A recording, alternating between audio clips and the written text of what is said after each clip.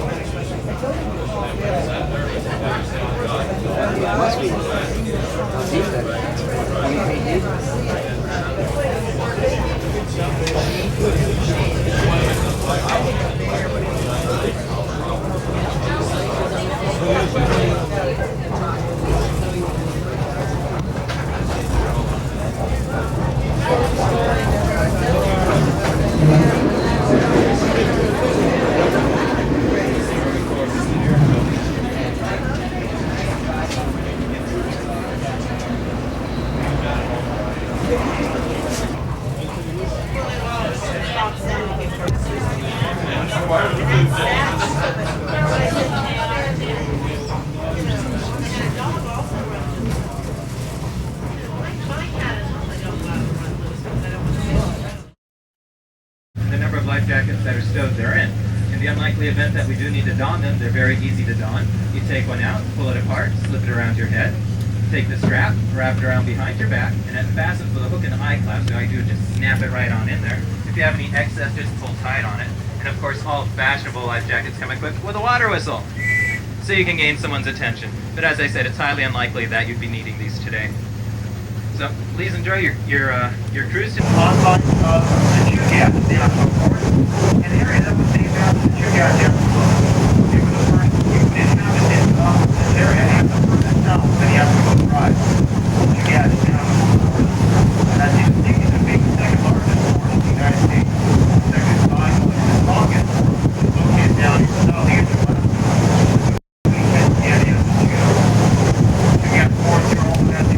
The oldest port in the United States, originally started by President Benjamin Harrison.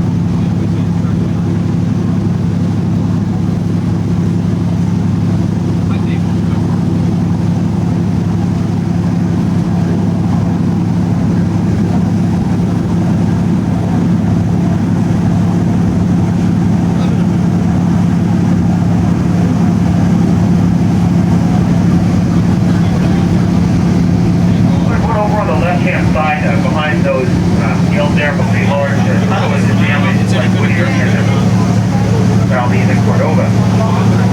Somebody just point out that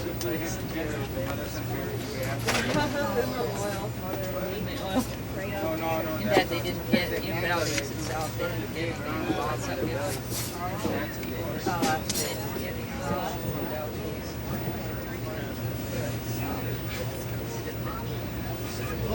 One family rented their house, gathered $3,000 a month. Some of the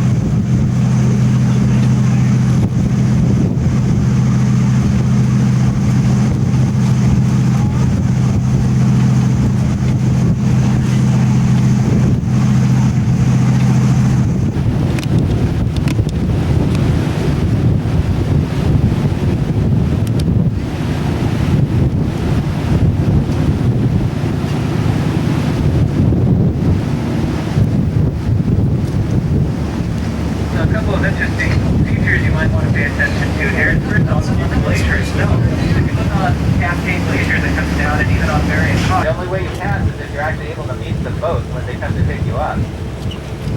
And of course, people like to just get away for the weekend too, and they can charter a boat to drop them off out in this area, and then you can just kayak all around.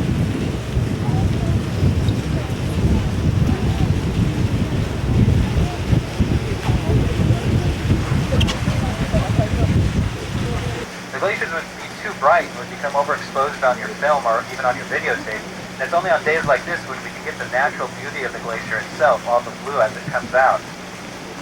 Now the reason why glaciers are blue is because the ice of the glaciers are about 8 times denser than the ice you get out of your refrigerator freezer, and it traps all portions of the visible wavelengths of light except for the blue wavelength, which is the shortest and fastest.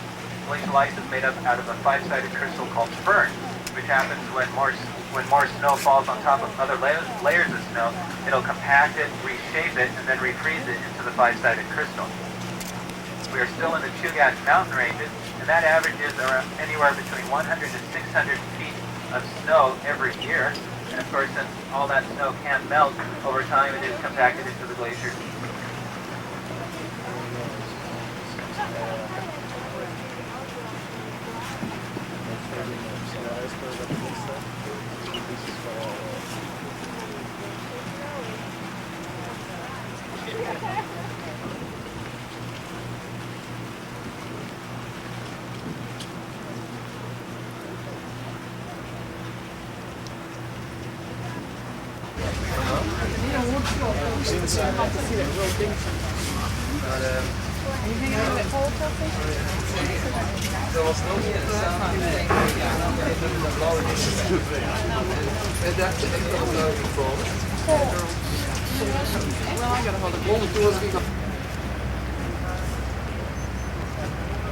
Now the water that you're floating in is the northernmost ice-free water in the United States. When I mean ice-free, saying that the salt water that runs does not freeze over.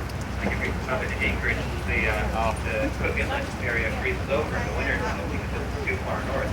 But right here, this will stay open water all year round.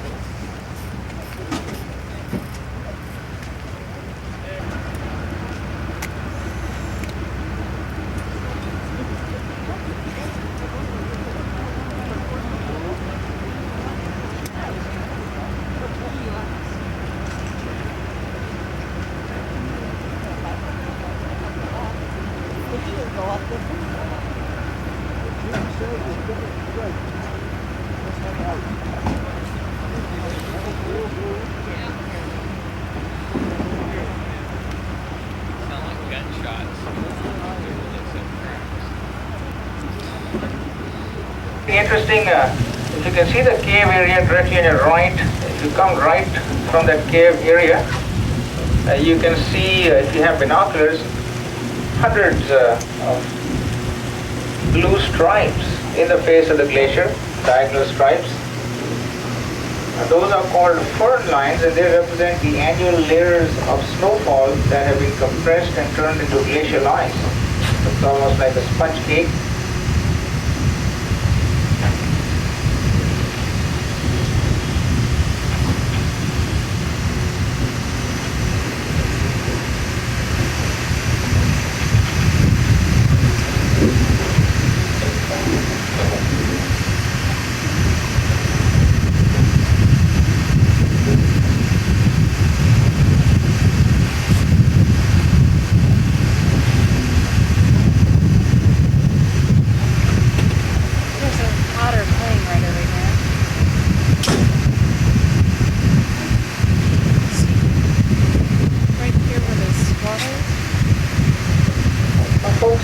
Don't miss out on another very spectacular glacier. If you look towards the back of the boat a little to your right and look high up at the skyline, you'll be looking at detached glacier. Several ribbons of water coming down the granite cliffs from detached glacier.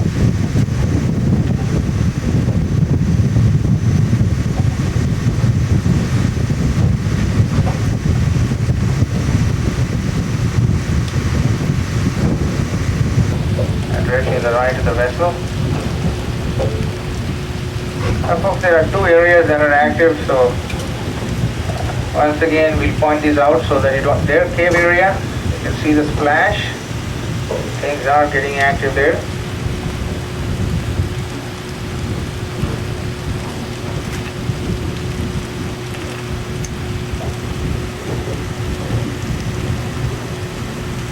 But folks, when a calving does take place, what you don't want to miss is the splash that the ice makes when it hits the water. And you have to have patience when you're waiting for a calving to take place, just to make it easy for you. The chunk of ice that falls into the water has waited 2,000 years to make that final plunge. Look at the sea otter. He's coming to listen to us, close to us, 2 o'clock in the water. Very good.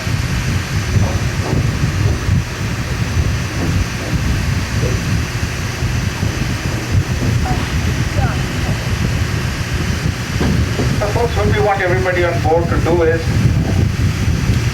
keep an eye on that cave area at the root of the glacier, but we want you to, if you want to see a calving, what you have to do is stare at that area real hard, and that helps.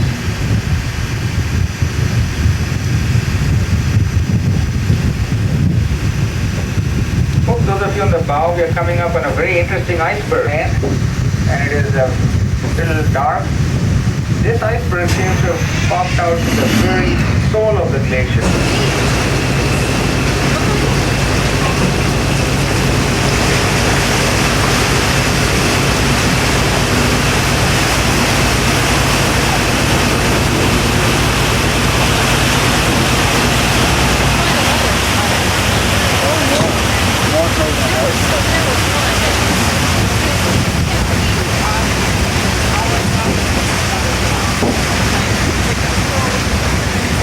Now almost at the 1 o'clock position, so it will start a little bit to the right.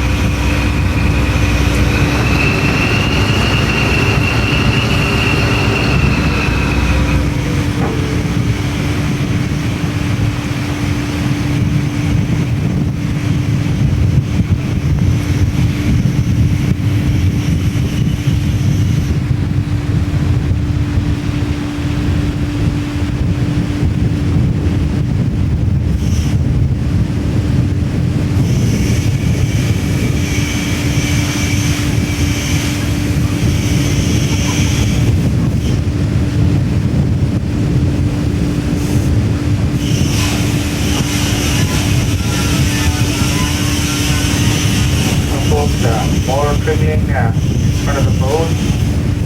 This is the area where that broad black stripe touches the water. The cave area has calved off.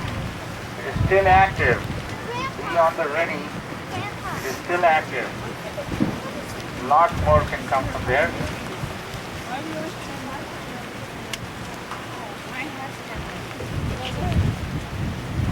Long as it's splashing at the root, it is active.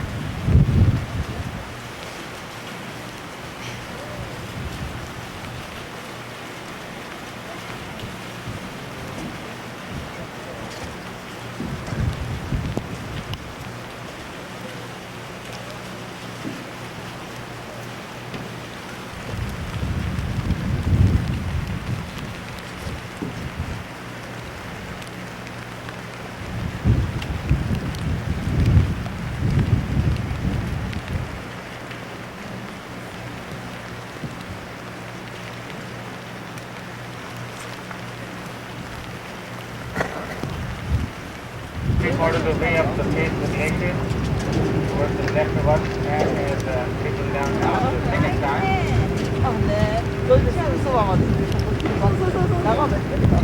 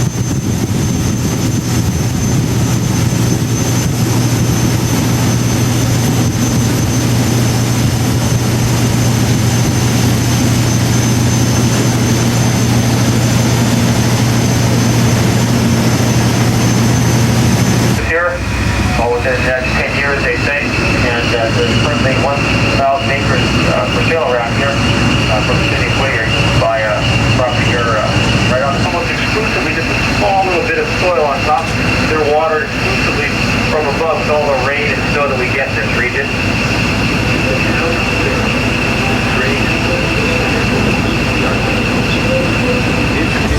Offshore in the Beaufort Sea and on land at Prudhoe Bay. Here, at the top of the world, lies the largest oil field in North America, Prudhoe Bay. Developing this field and getting...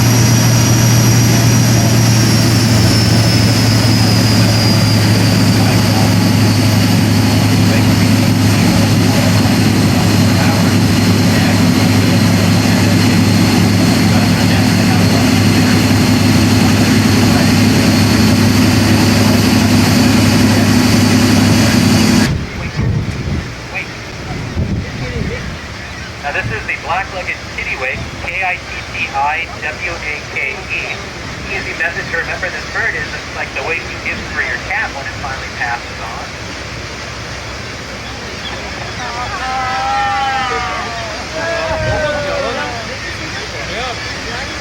Now for you people out here on the mound, even though we feel a couple of raindrops back into it, if you feel this solid thud, it's something oozing down the back of your neck. You might want to get a Kleenex if you know what I mean.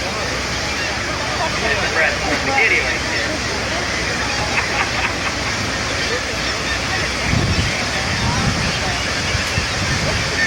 Now you want to start looking at the nest. All these kittiwakes are sitting down on there. The majority of them are sitting in the nest themselves. You want to look for that little gray buzzball. That's the native kittiwake. In fact, I see one right now about 1 o'clock off the bow of the boat. You go up 3 nests. There's a parent on the right, then a little buzzball on the left. And there are 2 buzzballs all by themselves. You follow that track right on over.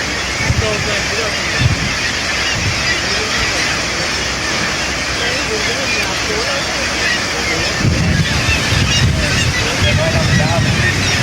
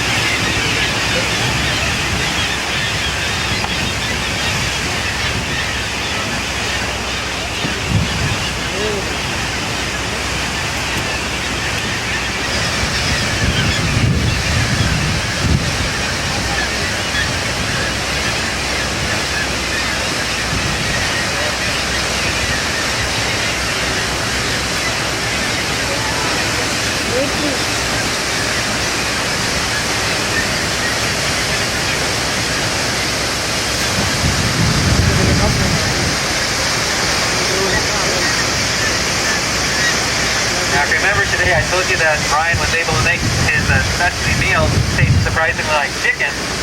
Well, I told you it tasted surprisingly like kittiwake out here.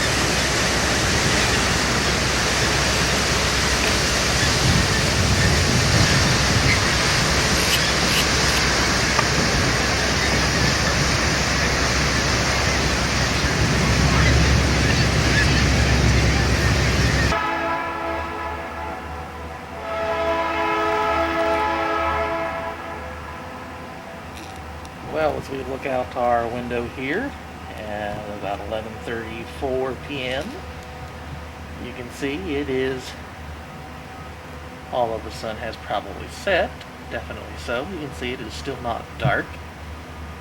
We figure it must get dark somewhere between 12:30 and 1 a.m. completely, and only stay completely dark for about 3 hours. We're going to bid you adieu for this Thursday, July the 21st, and come back at you again tomorrow. Good evening, everyone.